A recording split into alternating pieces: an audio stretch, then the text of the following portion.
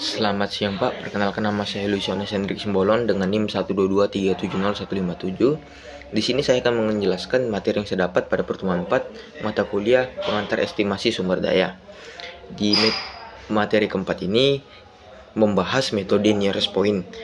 Jadi nearest point itu menggunakan nilai titik terdekat sebagai nilai pada titik yang ditas. Jadi kita untuk mencari suatu nilai titik tersebut, maka kita lihat dari nilai titik yang paling dekatnya. Itu merupakan nilai menggunakan metode nearest point. Lalu itu umumnya digunakan untuk tipe parameter dengan kemenerusan yang tinggi. Lalu ada contoh penerapan, diterapkan pada contoh penerapan ketebalan dan kualitas batu bara, endapan placer, endapan laterite. Lalu dalam nearest point, maksud saya itu dalam suatu nearest point untuk mencari data di titik tersebut, jangan terdapat dua data dalam satu grid.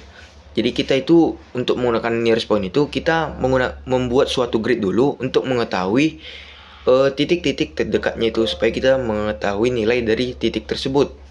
Gridnya itu harus yang ada data dalam titik bornya. Lalu ada metode penampang. Yang metode penampang ini ada tradisional, handcraft, mudah dimodifikasi, dipahami dan dikoreksi, lalu butuh waktu yang lebih banyak. Itu kalau menggunakan metode penampang. Lalu ada pendekatannya itu, yang pertama itu step change method. Yaitu step change method itu hanya membuat satu penampang.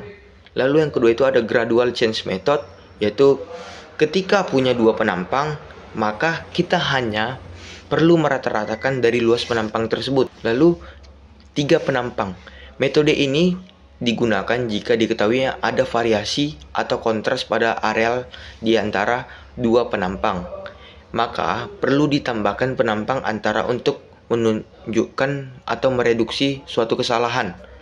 Untuk menghitungnya, kita bisa menggunakan rumus prismoida, yaitu kita mencari suatu volume dari penampang dari volumenya itu A1 ditambah 4A2 plus A3 dibagi 6 lalu dikali D1 plus D2. A1 dan D3 adalah luas suatu penampang. A2 merupakan luas penampang yang ada di antaranya itu. Lalu terdapat rumus dari dua penampang atau gradual change, yaitu untuk mencari mean area, volumenya itu adalah A1 dikali A2 bagi 2 lalu dikalikan dengan D. Lalu kita bisa menggunakan rumus kerucut terpancung, yaitu volumenya A1 plus A2 ditambah akar dari A1 dikali A2 dibagikan dengan 3 lalu dikali dengan D. Sekian materi yang dapat saya sampaikan. Terima kasih Pak.